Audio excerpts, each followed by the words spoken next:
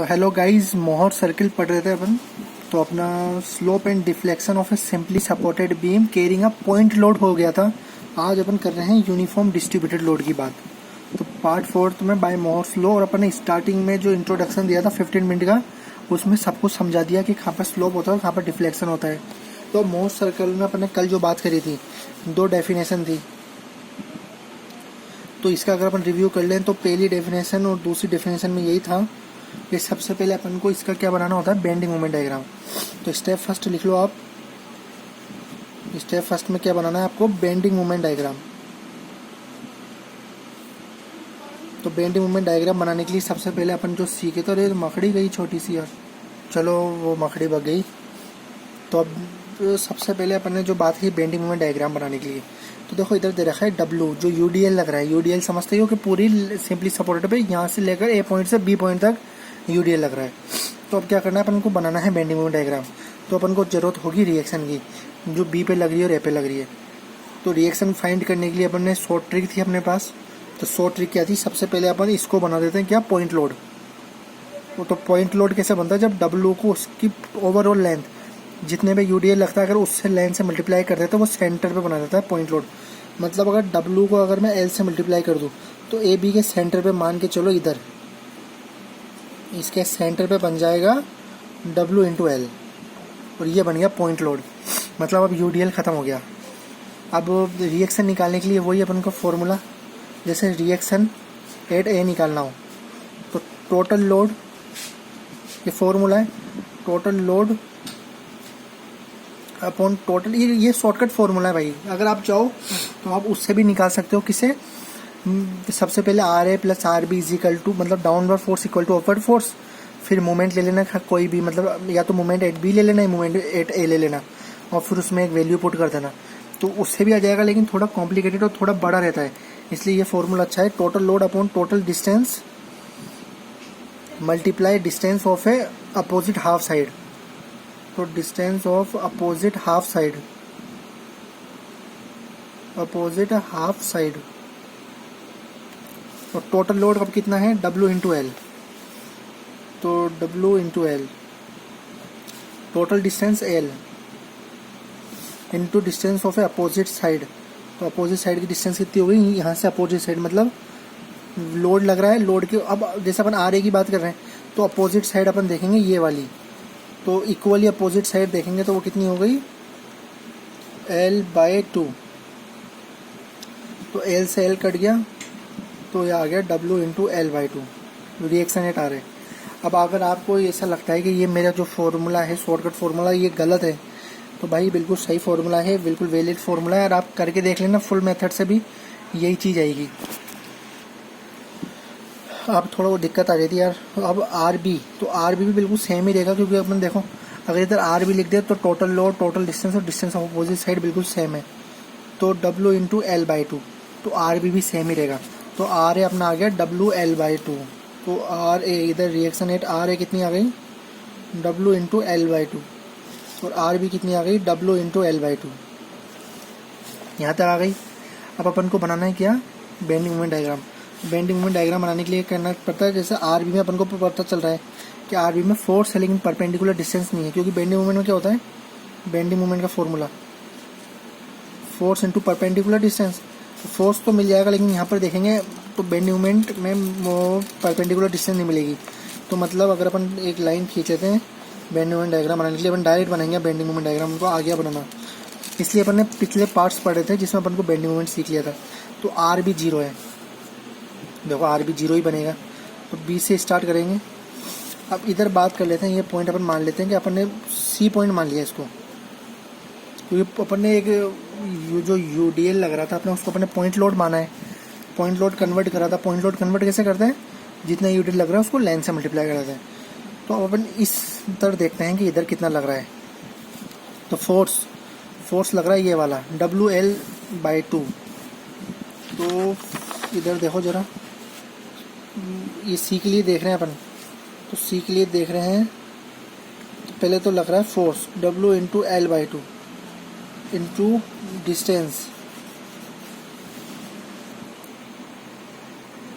तो अभी W into L/2 कैसा आया, तो देखो समझो, ये है, अपन बात कर रहे हैं सी से लेकर बी तक की बीम में।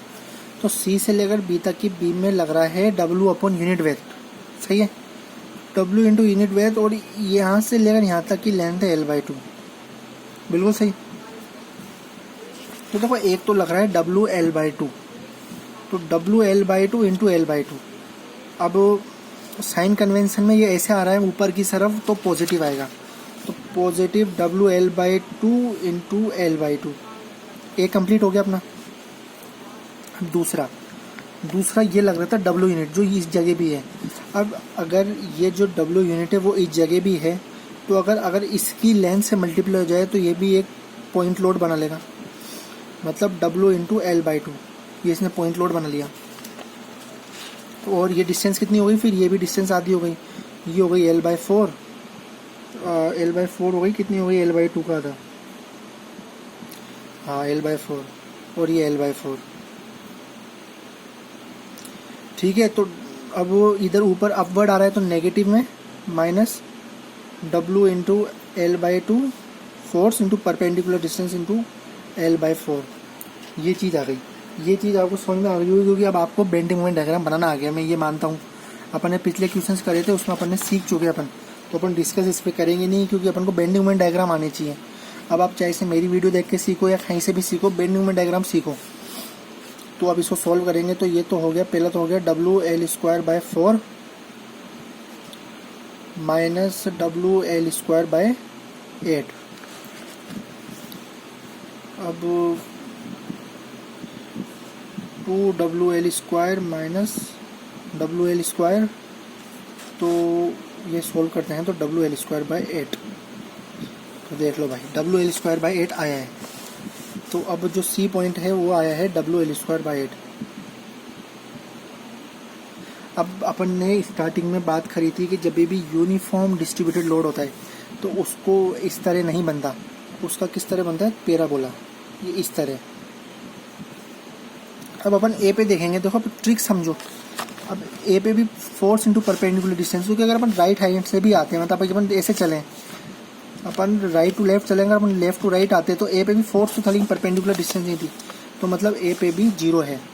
ये ट्रिक है यार, ये छोटी छोटी ट्रिक ही समझने की होती है। इस तरह बन गया ये अपना WL²/8।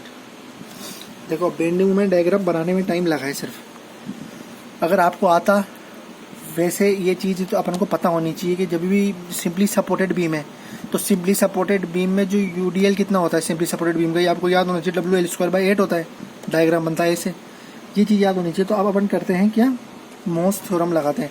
मोर्स थ्योरम क्या कहती है, पहली मोर्स थ्योरम।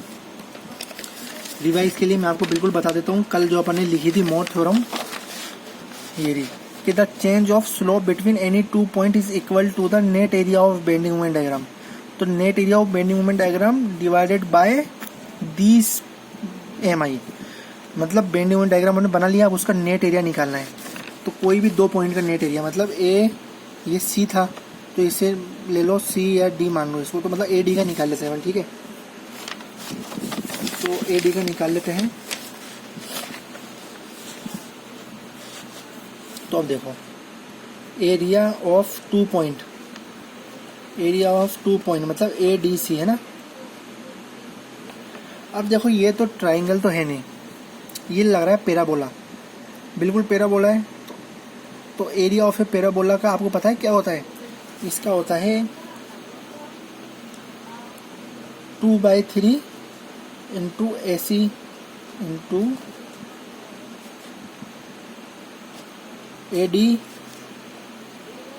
ये AD इंटू CD। मतलब जब भी हाफ की बात करते हैं तो 2/3 आ जाता है। ये हमेशा याद रखना, जब भी अपन पैराबोला की बात करते हैं 2/3 वही बेस इंटू हाइट आ जाता है। बेस अपनी ये थी और हाइट ये थी, तो 2/3 इंटू AD। AD कितना है, L/2 सिंपल, तो ये L/2 इंटू हाइट कितनी है, WL²/8, तो WL²/8। इनको सॉल्व करेंगे तो ये कितना आ गया, WL3/24। तो ये आ गया अपना अब स्लोप निकालना है, तो स्लोप के लिए क्या था, ये तो एरिया निकला है, नेट एरिया, कोई भी 2 पॉइंट का नेट एरिया। स्लोप निकालने के लिए क्या था, डिवाइडेड बाय ई आई कर दें, तो WL³/24 multiply by E I, तो ये स्लोप हो गया अपना, बिल्कुल सही। अब अपन को करना है डिफ्लेक्शन निकालना है। देखो बेंड मूवमेंट डायग्राम निकलने के बाद स्लोप भी निकल जाता है इतनी ईजी से, और डिफ्लेक्शन भी निकल जाता है। तो डिफ्लेक्शन का फॉर्मूला क्या है, y into x bar upon E I. अब आप पूछोगे एक्स बार क्या है, तो पिछली वीडियो में मैंने आपको बताया था एक्स बार है moment of area. Moment of area कब निकलता है, जब उसके बाद सीजी से मल्टीप्लाई कर देते हैं। तो अब डेफिनेशन देखो जरूर, एक बार रिवाइज के लिए हो जाएगी कि the total deflection between any 2 point, वही डिफ्लेक्शन निकालने के लिए कोई भी 2 पॉइंट का is equal to the moment of area. तो मोमेंट ऑफ एरिया पे जोड़ दो, मोमेंट ऑफ एरिया मतलब है कि एरिया निकाला, उस पर अगर आप मल्टीप्लाई कर देते हो ना सीजी से, तो वो मोमेंट ऑफ एरिया बन जाता है। तो और फिर उसमें क्या करना है, डिवाइडेड बाय ई आई करना है लास्ट में। तो एरिया अपन ने निकाल ही लिया था, तो एरिया कितना था, W, ये वाला एरिया देखो, ये अपन ने जो निकाला है एरिया अपन ने पहले निकाले, तो अब कैलकुलेट करने की जरूरत नहीं है, WL³/24। तो एरिया लिख देंगे अपन WL³/24। अब एक्स बार, तो अब देखो एक्स बार क्या होगा, एक्स बार होगा ए से अपन एक्स बार देखेंगे। अब सी जी मतलब सेंट्रल ऑफ ग्रेविटी, अपन यहाँ से इसके सी जी पे देखेंगे। सी जी पे मतलब देखो ये L/2 है।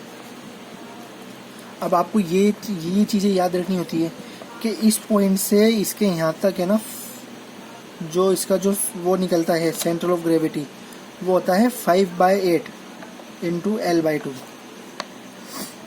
और अब इस पार्ट से निकालना हो, इस वाले से, समझ लो, ये चीज़ें नोट करके लिख लो यार, यही चीज़ें हैं जो मेन है। ये अपन ने एक पैराबोला बनाया, मान लो अगर इसकी लेंथ L होती, समझाने के लिए बता रहा हूँ, इसकी तो अभी L/2 है, ठीक है, इसकी हाफ L/2, लेकिन ये L है। तो अगर इस पॉइंट से देखते इसका सी जी, तो ये इसके सेंटर पे आ जाता 5/8 इंटू L, ये 10 आ जाता है इस जगह इसका सी जी, ठीक है। तो अब अपन को ये वाला, अब अपन यहाँ से देख रहे हैं क्योंकि यहाँ से निकाल रहे हैं ना, अपन देख रहे हैं स्लोप 8 है अपन ने, क्योंकि डी पॉइंट ए से लिया है। अब ये वाला होता, ये वाला निकालना होता, ये वाला इसका सी जी, तो कैसे करते हैं, L - 5/8 इंटू L, तो कितना आ जाता, 3/8 इंटू L। तो इसका सी जी, 2-3 सी जी तो आप यार याद ही कर लो, तो बिल्कुल बेस्ट रहेगा आपके लिए। अब L आया है, इसमें L/2 नहीं है, क्योंकि जितनी लेंथ होती है वही आता है। अब इसमें L/2 आएगा, क्योंकि L/2 की बात कर रहे हैं, ठीक है। तो अब अपन L/2 लिख देते हैं, 5/8 इंटू L/2 अपॉन ई आई। बस सॉल्व हो गया। अब इसको आप सॉल्व कर लो, 1624 और 1624, तो ये हो गया, कैलकुलेट करके देखता हूँ मैं एक बार, तो ये आ गया 5। तो इसको अगर मैं कैलकुलेट करूँ तो 5 मल्टीप्लाई, तो 5 ऊपर हो गया, तो 384, तो ये आ गया इजिकल टू में 5/384 multiply by E I into WL की पावर 4 आएगा, WL की पावर 4। तो ये आ गया भाई। अब बताओ इसमें कोई दिक्कत आई क्या, बिल्कुल क्या, सिर्फ बेंडिंग में डायग्राम आना चाहिए, बाकी 2-3 पॉइंट चीज़ होती है कि इसकी सीजी खाऊंगी, तो एक बार के ये तो क्वेश्चन के साथ तो अपन लिख ही रहे हैं, जब अपना एक बार ये टॉपिक हो जाएंगे ना सारे, उसके बाद एक बार सारी क्वेश्चन में सीजी लिख देंगे बैठते ही, तो वो आपको याद करना है ऐसे कैसे, डिक्टो याद कर लेना तो कभी दिक्कत नहीं आएगी। बाकी डिफ्लेक्शन में क्या होता है, बस इसके सेंट्रल ऑफ ग्रेविटी से मल्टीप्लाई कर देना एरिया को, तो उसका डिफ्लेक्शन। और स्लोप में क्या है, area divided by E I. तो स्लोप डिफ्लेक्शन देखो कितना ईजी हो गया इसका। तो बस यार ये है। अब 2 क्वेश्चन इसके हो गए, अब अलग पार्ट में करेंगे अलग मेथड के साथ। हेलो, आज अपन बात करने जा रहे हैं पार्ट 5 में मोमेंट एरिया मेथड की। तो मोमेंट एरिया मेथड को मैंने जब देखा तो अपन ने कर चुके, मान लो अपन इसको, तो ए बी एक जो बीम थी, फिर इसने करा कि एक इसने एलिमेंट लिया, तो इस पे मान लो कोई एरिया को कुछ भी मतलब इसमें लग रहा था लोडिंग, जिसकी वजह से जो बीम थी ना वो हो गई इसे डिफ्लेक्ट, ये हो गई डिफ्लेक्ट। अब ये डिफ्लेक्ट हो गई, ये आज मैं आपको सिर्फ समझा रहा हूँ। तो ये डिफ्लेक्ट हो गई तो कुछ ये आर्क पार्ट आया, तो ये आर्क आया ना, तो इस आर्क का इसने माना, देखो जैसे ये आर्क है, अपन कभी भी आर्क बनाते हैं तो यू आर्क खींचते हैं तो उसका मतलब कुछ ना कुछ तो सर्कल होगा दूर जाके, है ना। तो अब ये कोई पॉइंट आ गया जो ये आर आर आया और ये आ गया थीटा बी, थीटा। तो मतलब इसने एक बीम को लिया और इधर इसने एक एलिमेंट मार लिया पी क्यू, कितने डी एक्स डिस्टेंस पे, और जो बेंडिंग मोमेंट डायग्राम लग रहा था वो एम लग रहा था। अब तो मतलब कहने का मतलब ये है कि अगर आप इसको सॉल्व करते हो तो इसको सॉल्व करने के बाद इक्वेशन आती है, देखो कौन सी, जो आपको बड़ा मजा आएगा। थीटा बी की I area of bending moment diagram between A and B divided by E I. तो मैं आपको इसे सॉल्व करके भी दिखा सकता हूँ, लेकिन कन्फ्यूजन होगी। मतलब इसका अगर डेरिवेशन की जरूरत होगी नहीं कि मुझे मतलब कोई और डेरिवेशन की जरूरत होगी, हाँ सीखना है तो कमेंट कर देना, अपन ये बना लेंगे। लेकिन इसमें ज़्यादा पर अपना टाइम ना खाते हुए न्यूमेरिकल सीखना है कि किस तरह सॉल्व होता है, मेथड सीखना है। एक तो इसने थीटा बी, और थीटा बी क्या होता है, slope. Theta is equal to slope 8b, इसका मतलब ये हो गया स्लोप 8b। और फिर इसने निकाला y, और y क्या निकाला इसने, y निकाला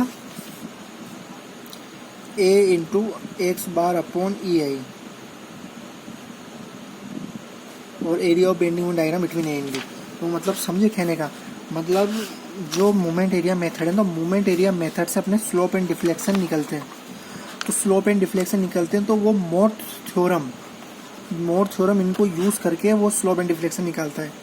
तो मतलब मोर्थ थ्योरम से निकलते हैं, लेकिन मोमेंट एरिया मेथड इसका पूरा क्लेरिफाई देता है। मोमेंट एरिया मेथड होता ही है। तो मतलब जो अपन ने अभी जो मोर्थ थ्योरम से करा था, तो मोर्थ थ्योरम तो उसकी थ्योरम थी, लेकिन ये जो चीज़ निकली, ये क्या निकली, ये निकली मोमेंट एरिया मेथड से। सिर्फ ये बात बताने की थी। बहुत बड़ा सा डेरिवेशन है, वो डेरिवेशन सॉल्व होता है, और जो मेन ऑब्जेक्टिव आता है वो मेन ऑब्जेक्टिव यही आता है मोमेंट एरिया मेथड का। तो मोमेंट एरिया मेथड को फिर उसने खाया है, जो ये चीज़ निकलती है ना कि the result given by equation for slope and deflection are known as more theorem. तो वो जो इक्वेशन ये जो निकली है ना आंसर, इसको फिर उसने मोर थ्योरम कह दिया, और मोर थ्योरम से फिर उसने वो जो सॉल्व करा जो अपन को आ गया। तो मतलब मोमेंट एरिया मेथड बिल्कुल सिमिलर है, ठीक है। अब अपन करेंगे दूसरे मेथड की बात।